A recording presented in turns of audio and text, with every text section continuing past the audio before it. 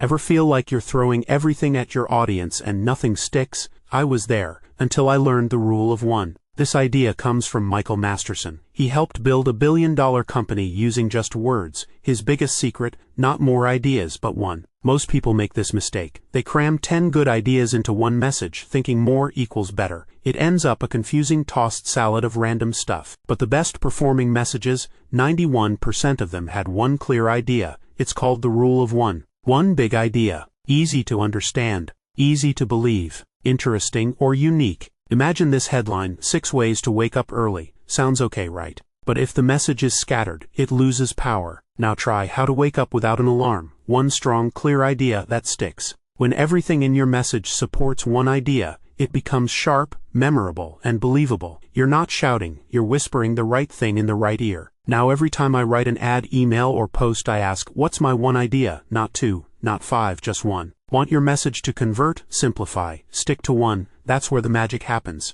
Was this helpful? Like, share, and follow for more lessons, one idea at a time.